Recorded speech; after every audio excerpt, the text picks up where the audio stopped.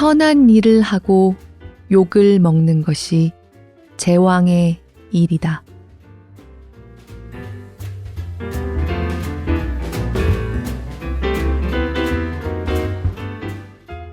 안녕하세요. 골라듣는 뉴스룸에서 함께 책 읽는 시간, 북적북적입니다. 저는 권애리 기자입니다.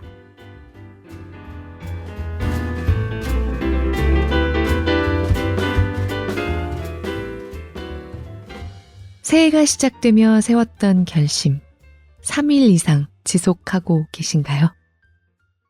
저는 계획을 세웠으면 작심삼일이었을 것 같기는 한데 새해 계획 같은 걸 세우는 편은 아닙니다.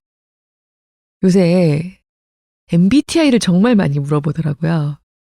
근데 누가 MBTI를 물어보면 MBTI 없이는 대화를 할 수 없게 돼버린 요새 분위기가 싫은 MBTI라고 대답하기는 하는데요. 그래도 짧은 제 MBTI 지식으로만 생각해 보자면 제가 앞에 3가지는 좀 가변적이 있지 않을까. 그 스펙트럼 어딘가에서 왔다 갔다 하지 않을까 싶은데 요새는 그런 말 많이 쓰더라고요. 확신의 P? 저는 확신의 P예요. 새해 계획은 없었지만요. 하지만 새해든 언제든 목표라면 좋은 사람이 돼야 한다는 생각만은 점점 뚜렷해지는 것 같습니다.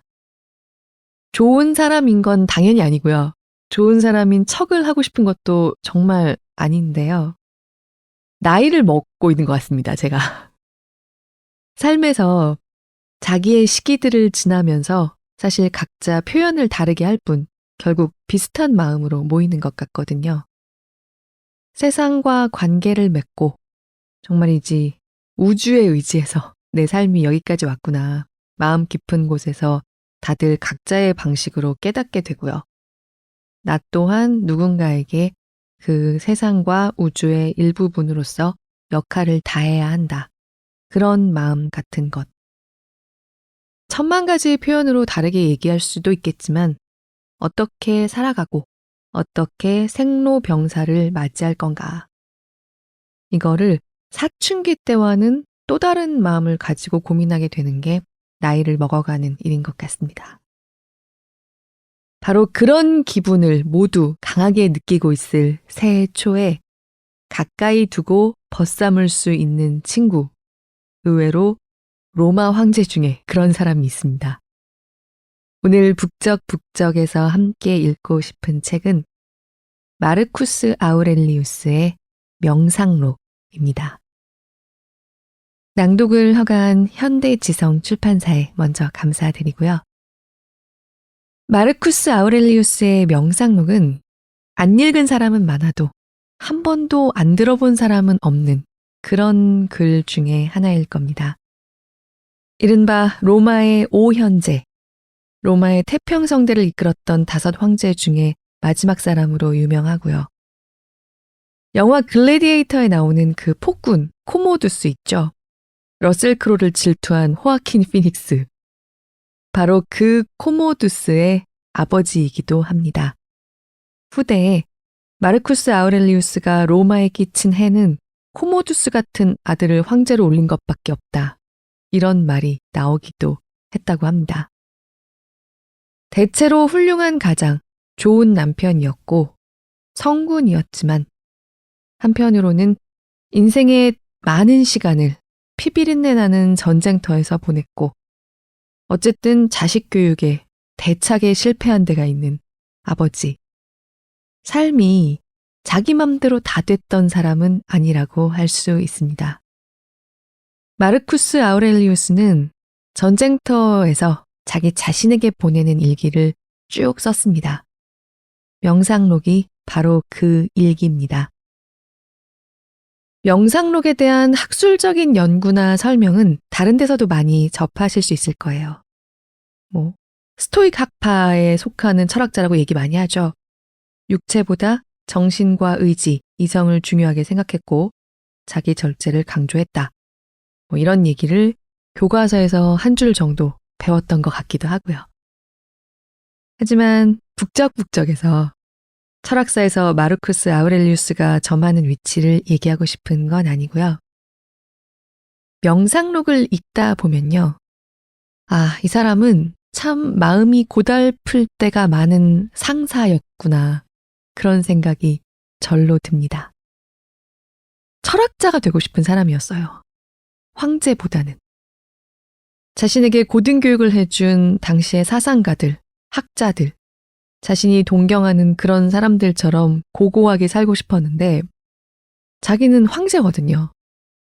행정을 해야 하고 전쟁터에 나가야 하고 자기를 향해서 끊임없이 들어오는 방대한 양의 민원들도 처리를 해야 합니다. 부하들끼리 싸우는 거, 대신들끼리 싸우는 거 보면서 부하가 치밀 때도 하루 이틀이 아니었을 것 같고요. 코모두스 같은 아들도 있고요.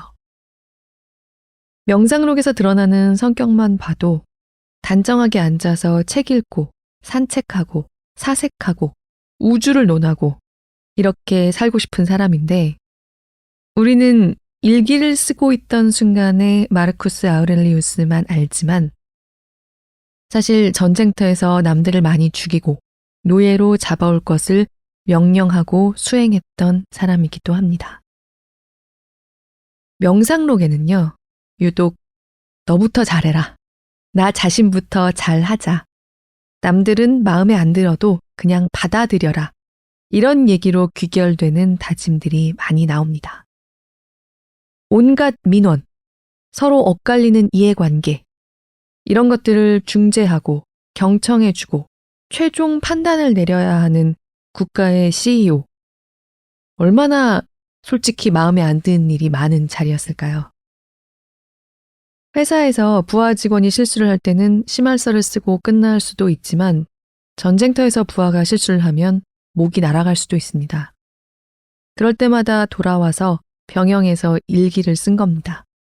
받아들이자. 나나 잘하자. 메타인지가 뛰어난 골머리를 앓는 상사이자 아버지였다는 걸 생각하면 당연히 지금 시각에서는 아무리 현대어로 번역이 잘 되어 있어도 좀 고풍스럽게 느껴질 수밖에 없는 고대 황제의 일기가 문득 마음 깊이 젖어드는 걸 느끼실 수 있을 겁니다. 그리고 명상록은요, 상당한 명문으로 유명하기도 합니다. 번역본이긴 하지만 문학적인 향기가 곳곳에서 묻어나는 걸 느끼실 수 있을 겁니다. 그런 대목이 있어요. 철학을 하는 데는 다른 그 어떤 사람의 형편보다 네가 지금 처해 있는 형편이 가장 유리하다는 것은 너무나 분명하지 않은가. 너무 뭔가 하기 싫은데 그럴 때 생각한 거죠. 그래, 내가 이렇게 삶 속에서 통치 속에서 깨닫는 게 다 철학이지. 강단 뒤에 서 있는 게 철학인가 하면서 스스로의 마음을 또 다진 겁니다. 그리고 은근히 유머 감각이 상당한 느낌이 좀 있습니다. 자기가 뭘 하기 싫을 때, 마음에 고민이 있을 때 자문자답하는 식으로 일기를 썼거든요. 아침에 일어나기 싫을 때, 게으름 부리고 싶을 때 썼을 대목도 있습니다. 그래, 너 일어나기 싫지? 일 나가기 싫지? 그렇지만 너 누워있으려고 태어난 거 아니잖아. 다시 생각해보니까 그렇지. 정말 그런 식으로 얘기가 전개가 돼요. 오늘 아침에도 출근하기 힘들었던 그때 내 마음. 그냥 로마 황제도 아니고 무려 5현제 중에 하나였던 마르쿠스 아우렐리우스가 그 마음을 알아줍니다. 이 글들에서 마르쿠스 아우렐리우스가 너라고 지칭하고 있는 것은 모두 자기 자신입니다. 그리고 제가 오늘 읽으면서 내가 말고요. 내가는 다 니가로 통일해서 읽으려고 합니다. 이게 제가 발음을 좀 더 잘해야 하는 것도 있지만요.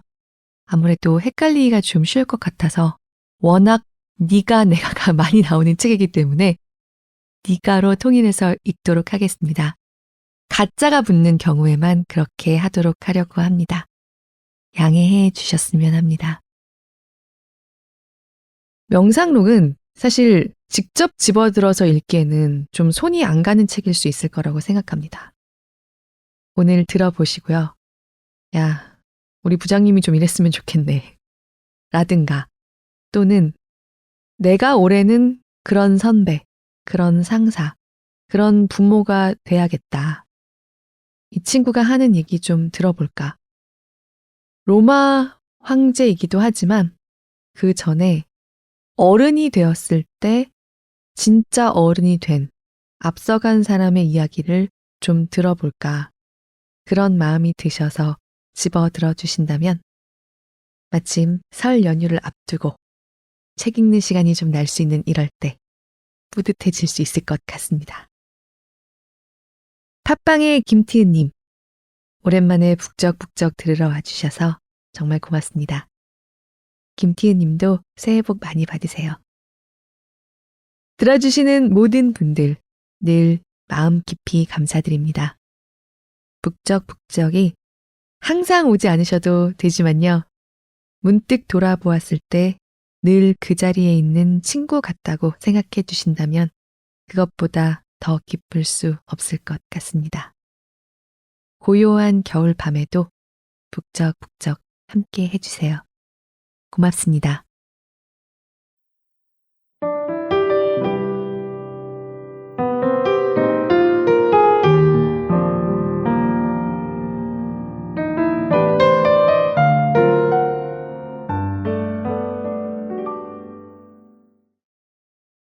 하루를 시작하기 전에 내 자신에게 이렇게 말하라. 오늘도 나는 주제넘게 이일저일 간섭하고 돌아다니는 사람, 배은망덕한 사람, 제멋대로 교만하게 행하는 사람, 술수를 써서 남을 속이는 사람, 시기심이 많은 사람, 사교성이 없고 무뚝뚝한 사람을 만나게 될 거야. 하지만 그들이 그런 짓들을 저지르는 것은 단지 선이 무엇이고 악이 무엇인지를 알지 못하기 때문이다. 나는 선의 본성은 아름다운 데 있고 악의 본성은 추한 데 있다는 것을 알고 그들이 비록 잘못을 저지르고 있을지라도 그들의 본성은 나와 동일해서 그들이 나의 동족이자 형제들이라는 것도 안다. 그들이 나의 동족인 것은 그들이 나의 씨족에 속하여 나와 혈연 관계에 있기 때문이 아니라 나와 마찬가지로 그들 안에 이성과 신성의 파편을 지니고 있기 때문이다. 그러므로 그들은 내게 해악을 끼칠 수 없고 나를 부끄러운 짓으로 끌어들일 수 없으며 나도 내 동족인 그들에게 화를 내거나 미워할 수 없다. 우리는 두 발이나 두 손이나 두 눈꺼풀이나 상악과 하악처럼 서로 돕고 협력하기 위해 태어났기 때문이다.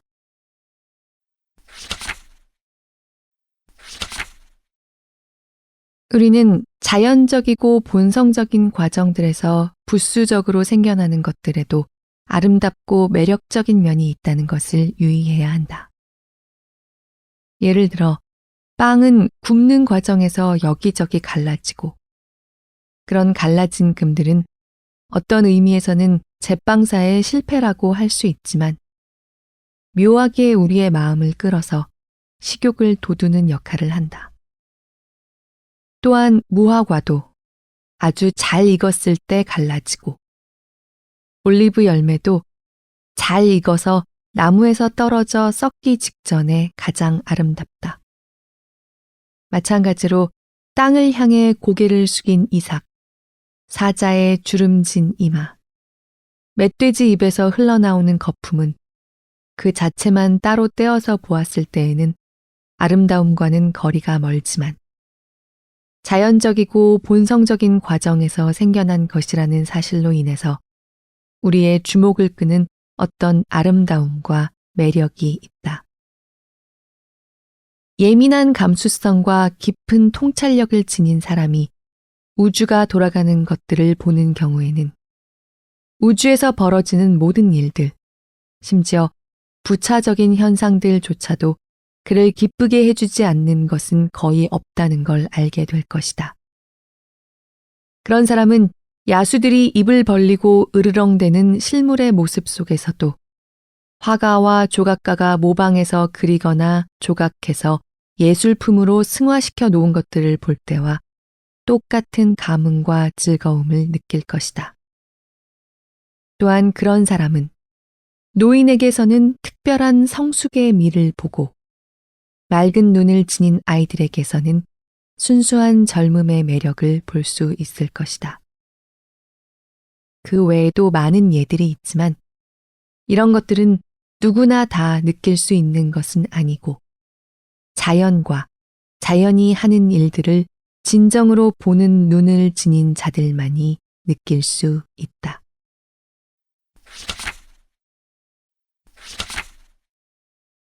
공동체의 유익을 위해 행하는 일이 아니라면 다른 사람들에 대해 이런저런 생각을 하는데 너의 남은 생애를 허비하지 말라.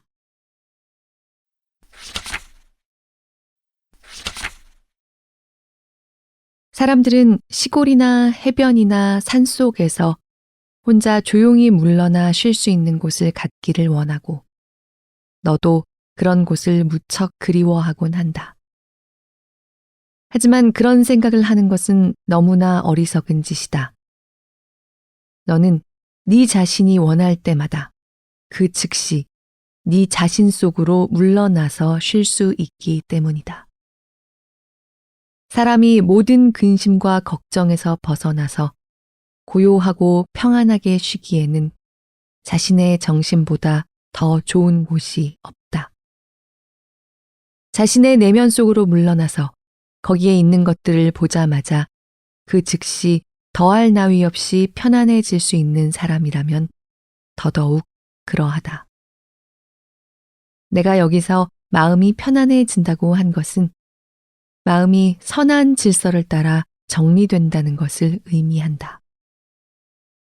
그러므로 끊임없이 네 마음 속으로 물러나 쉼으로써 너의 마음이 선하게 정리되고 늘 새롭게 되게 하라. 네가 좌우명으로 삼아야 할 원리들은 핵심을 담고 있는 짧은 것들이어서 네가 그 원리들을 너의 뇌리에 떠올리자마자 그 즉시 모든 고민과 잡념이 제거되고 네가 마땅히 돌아가야 할 것들로 너를 돌아가게 해주어서 내게서 모든 불만이 사라지게 해주는 그런 것이어야 한다. 너의 불만은 무엇인가? 인간이 악하다는 것이 불만인가? 이성을 지닌 존재들은 서로를 위해 지음받았기 때문에 서로를 참아주고 관용하는 것도 정의의 일부이고 악을 저지르는 것도 원래는 원하지 않는 것이라는 원리를 떠올려 보라. 그리고 지난날 얼마나 많은 사람들이 적대감과 의심과 증오심을 참지 못하고 서로를 향해 칼을 겨누었다가 죽어서 땅속에서 한 줌의 재로 변해 버렸는지를 생각하라. 그러므로 인간이 악하다고 불만을 품는 일을 멈춰라. 또한 우주 안에서 내게 할당된 것들이 불만스러운가? 섭리를 따라 살아가거나 원자들로 분해되거나 둘 중에 하나라는 원리를 떠올려 보고 우주는 일종의 국가 같은 것임을 보여주는 무수히 많은 증거들을 떠올려 보라.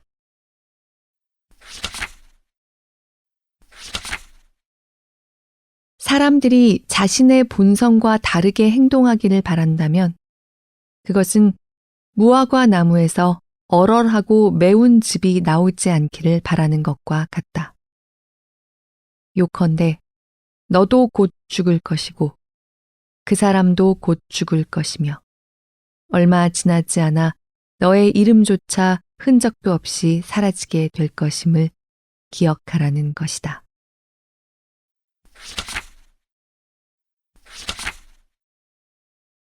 마치 수천 년을 살 것처럼 살아가지 말라. 와야 할 것이 이미 너를 향해 오고 있다. 살아있는 동안 최선을 다해 선한 자가 되라.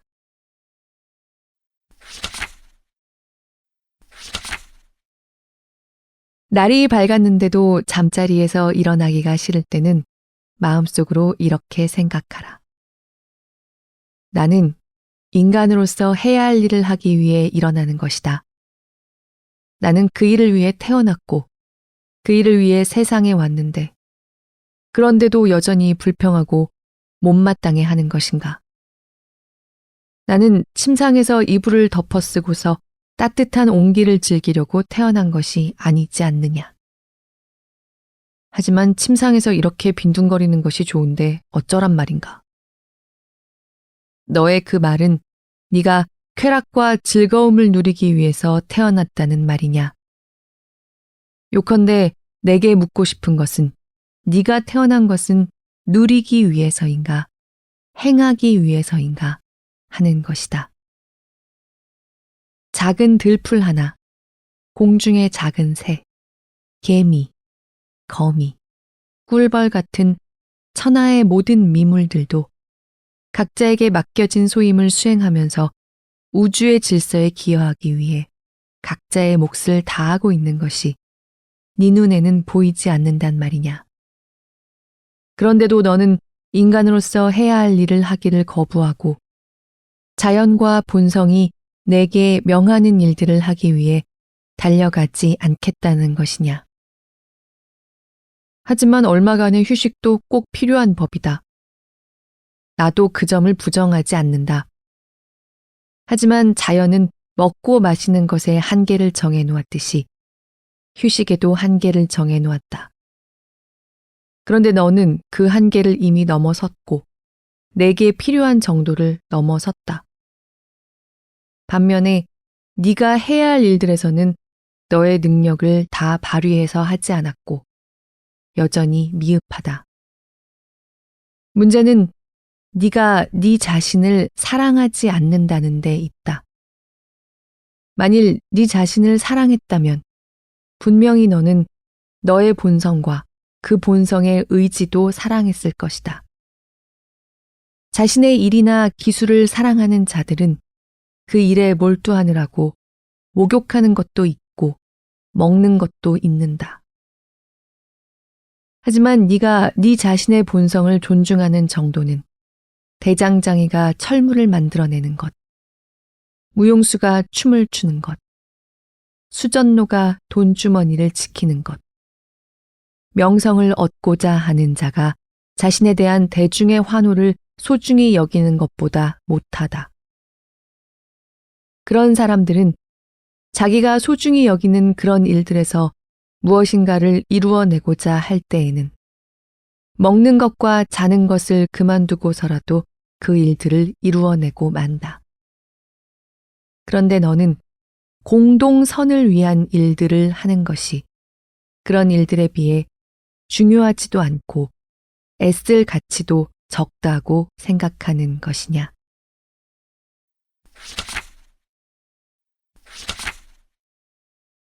어떤 사람들은 다른 사람을 도와주거나 호의를 베푼 경우에는 보답을 기대한다. 어떤 사람들은 보답을 기대하지는 않지만 자기가 그 사람에게 해준 일을 기억해 두고 그 사람을 자신의 채무자로 여긴다. 어떤 사람들은 자기가 한 일을 의식하지 않는다.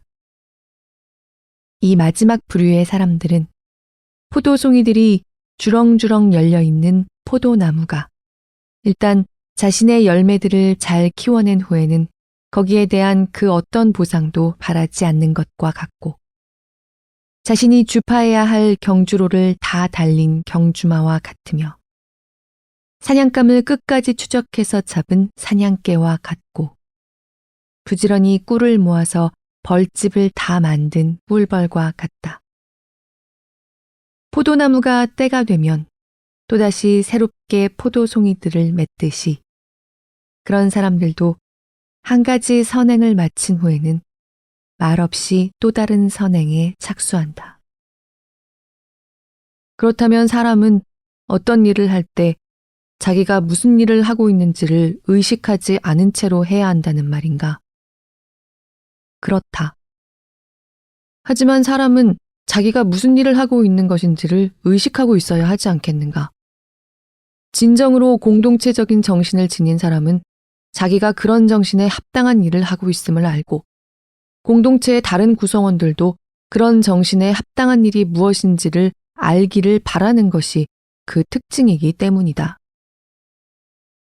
네가 방금 한 그 말은 옳지만 너는 네가 앞에서 한 말의 의미를 잘 깨닫지 못하고 있다. 그렇기 때문에 너도 내가 앞에서 말한 부류의 사람들 중 한 사람이 되고 말 것이다.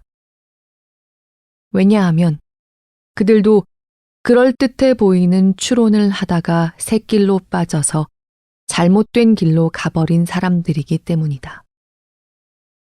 하지만 내가 앞에서 말한 의미를 네가 진정으로 이해해서 그대로 한다면 너는 절대로 공동체적인 정신으로 행하는데 소홀함이 없게 될 것이다.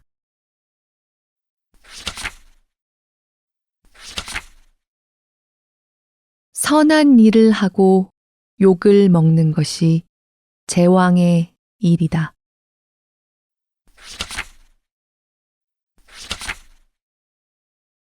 매일이 나의 마지막 날이라는 듯이 살아가면서도 거기에 초조해하는 것이나 자포자기에서 무기력한 것이나 가식이 없다면 그것이 인격의 완성이다.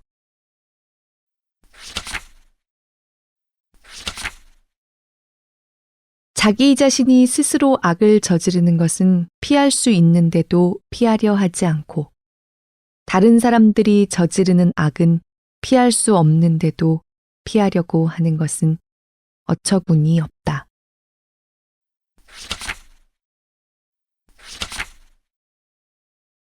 네가 너의 인생 전체에서 또는 적어도 성인이 된 후에 철학자로서 살아왔다고 할 수 없다는 것을 생각하면 너의 허황된 명예욕을 버리는데 도움이 된다. 너의 삶이 철학과 거리가 멀다는 것은 네 자신은 물론이고 많은 사람들이 너무나 분명하게 알고 있지 않느냐. 너의 삶은 이미 새 속에 물들어서 엉망이기 때문에 지금 네가 철학자로서의 명성을 얻는 것은 어려운 일이다. 네가 너의 삶 속에서 지금까지 해온 일들도 철학자와는 거리가 멀다. 진실을 제대로 보았다면 명성을 얻고자 하는 욕심은 버리고 너의 여생을 너의 본성이 원하는 것들을 하며 살아가는 것으로 만족하라. 다른 것들에 한눈을 팔지 말고 오로지 너의 본성이 원하는 것들이 무엇인지를 깊이 생각하라. 너는 지난날의 경험을 통해서 네가 모든 곳을 다 헤집고 방황했지만 논리학을 배우는 것이나 부나 명성이나 쾌락이나 다른 그 어디에도 참되고 선한 삶이 없다는 것을 알고 있지 않느냐.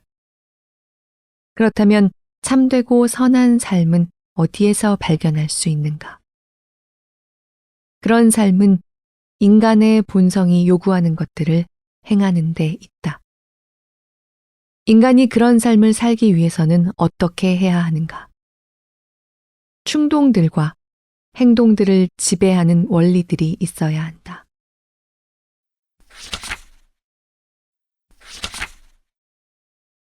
알렉산드로스, 율리우스 카이사르, 폼페이우스를 어떻게 디오게네스, 헤라클레이토스, 소크라테스에 비할 수 있단 말인가? 후자에 속한 사람들은 만물의 실제를 보았고 그 원인과 재료를 보았으며 그들을 지배하는 이성을 따라 살아간 사람들이었다. 반면에 전자에 속한 사람들은 많은 것들을 염려하고 많은 것들의 노예가 되어 살아간 사람들이었다.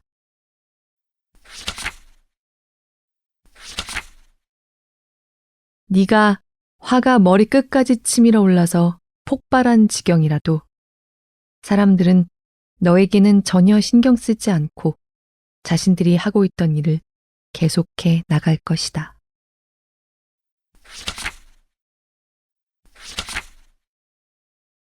목욕할 때에 생겨나는 비누 거품과 땀과 때, 그리고 기름기가 떠있는 물을 보면 너는 역겨워하지만 인생의 모든 부분과 인생에서 만나는 모든 것들이 그런 것들이다.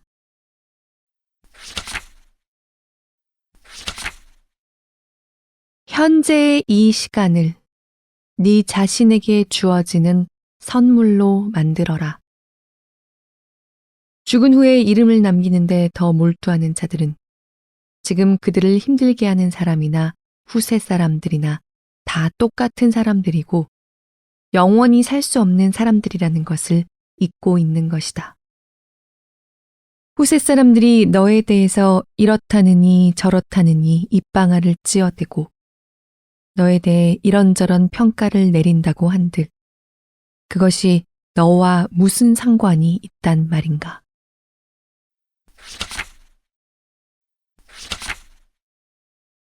인간에게는 인간의 본성과 양립할 수 없는 일이 일어날 수 없고 소에게는 소의 본성과 양립할 수 없는 일이 일어날 수 없으며 포도나무에게는 포도나무의 본성과 양립할 수 없는 일이 일어날 수 없고 돌에게는 돌의 본성과 양립할 수 없는 일이 일어날 수 없다.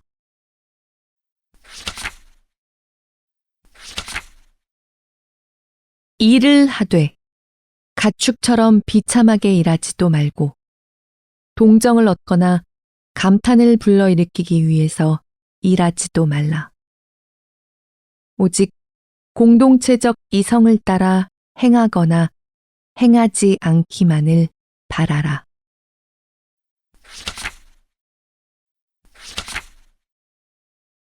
오늘 나는 나를 괴롭히는 온갖 것들에서 벗어났다. 아니, 그것들을 던져버렸다. 그것들은 외부에 있었던 것이 아니라 내 안에, 즉, 내 자신의 판단에 있었기 때문이다.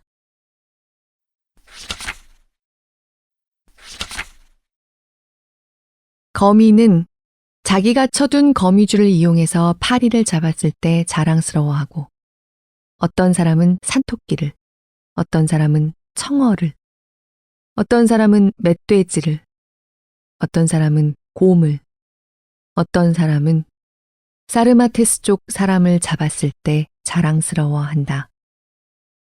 하지만 그들의 생각을 잘 살펴보면 그들은 모두 강도들이 아니겠는가.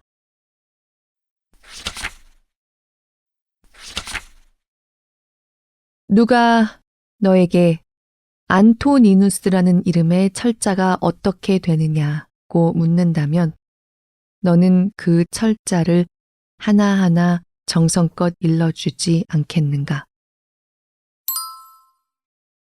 안토니누스는 마르쿠스의 양아버지이자 선황제였던 안토니누스 피우스를 가리킵니다. 제가 잠깐 끼어들어서 얘기하고 있는데요. 말하자면 아버지이자 스승의 이름을 누가 물어보면 정성껏 알려주지 않겠느냐라는 이야기를 하고 있습니다. 상대방이 화를 낸다고 해서 너도 화를 내겠는가? 도리어 침착하게 한 글자씩 또박또박 일러주지 않겠는가? 마찬가지로 이 세상에서 네가 살아나가면서 해야 하는 각각의 의무도 여러 부분들이 한데 모여 결합된 것임을 기억하라. 너는 그 부분들을 잘 분별해내서 남들이 내게 화를 내든 말든 상관하지 말고 그 하나하나를 순서를 밟아 체계적으로 침착하게 완성해 나가야 한다.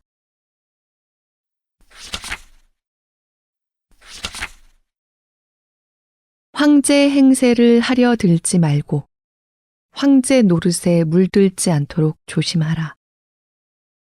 그렇게 되기가 쉽다.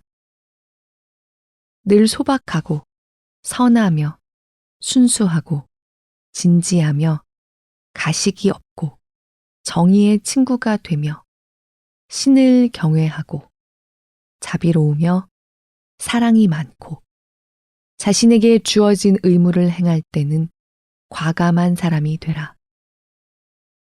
언제까지나 철학이 만들어내고자 하는 그런 이상적인 사람으로 남기 위해 애쓰라. 신들을 공경하고 사람들을 구원하라. 인생은 짧다. 우리가 이 땅에서 한평생 살아가고 난 후에 수확할 수 있는 것은 거룩하고 정의로운 성품과 공동체를 위한 행위들 뿐이다.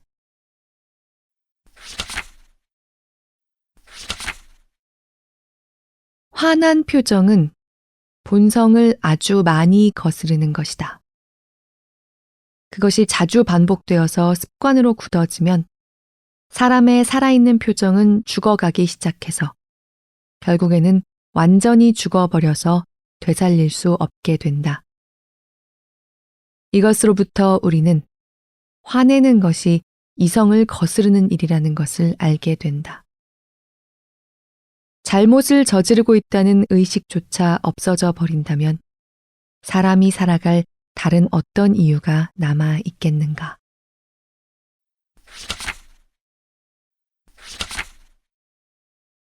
너의 일은 무엇이냐? 선한 자가 되는 것이다. 하지만 한편으로는 우주의 본성을, 다른 한편으로는 인간에게 주어진 본성을 알지 못한다면 어떻게 진정으로 선한 자가 되겠는가?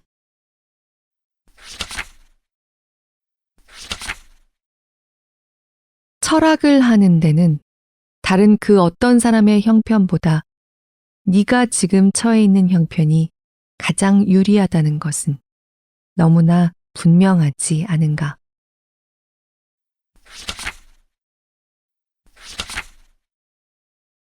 누군가가 나를 경멸한다면 그것은 그 사람이 알아서 할 일이다. 내가 할 일은 경멸받을 만한 말이나 행동을 하지 않는 것이다. 누군가가 나를 미워한다면 그것은 그 사람이 알아서 할 일이다. 내가 할 일은 모든 사람을 선의로서 인자하게 대하고 내게 잘못한 사람에게는 꾸짖거나 내가 많이 참고 있다는 것을 보여주는 것이 아니라 단지 저 유명한 포키온처럼 그가 반어법적으로 그렇게 말한 것이 아니라면 예의를 갖추어서 진심으로 그가 무엇을 잘못했는지를 깨우쳐 주는 것이다.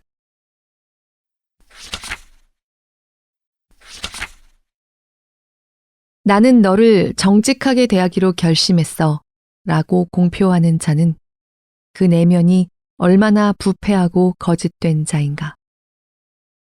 이 사람아, 그것이 도대체 무슨 짓인가? 그런 말은 할 필요가 없다. 그것은 저절로 드러나고 이마에 기록될 것이기 때문이다. 연인들이 상대방의 표정만 한번 슬쩍 보아도 내면에 있는 모든 비밀을 다 읽어낼 수 있듯이 어떤 사람이 진정으로 솔직한지도 그 사람의 목소리를 한번 들어보거나 그 눈빛을 한번 보아도 금방 알 수 있다. 정직하고 선한 사람은 악취가 나는 사람과 마찬가지로 지나가기만 해도 사람들은 원하든 원하지 않든 그것을 안다. 계산된 정직함은 비수이고 늑대 우정보다 더 가증스러운 것은 없다. 다른 무엇보다도 그런 것들을 피하라. 어떤 사람이 선하고 자비롭고 참되다면 그 모든 것은 그의 눈에 다 나타나기 때문에 숨겨질 수 없다.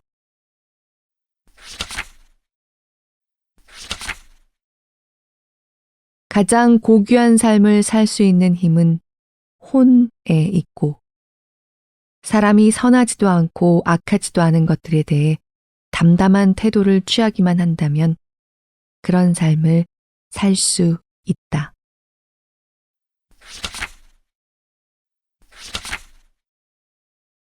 나는 모든 사람이 다른 모든 사람들보다 자기 자신을 더 사랑하면서도 자신에 관하여 타인의 판단보다 자기의 판단을 더 낮게 평가하는 것을 보고서는 의아해했던 적이 한두 번이 아니다. 어쨌든 신이나 현자가 어떤 사람에게 와서 마음에 어떤 생각이나 계획을 떠올릴 때마다 그 즉시 그것을 큰 소리로 공표해야 한다고 명령한다면 그 사람은 아마도 그런 삶을 단 하루도 살아갈 수 없을 것이다. 이것은 우리가 우리 자신에 대해 평가하는 것보다 다른 사람들이 우리를 평가하는 것에 더 신경을 쓴다는 것을 여실히 보여준다.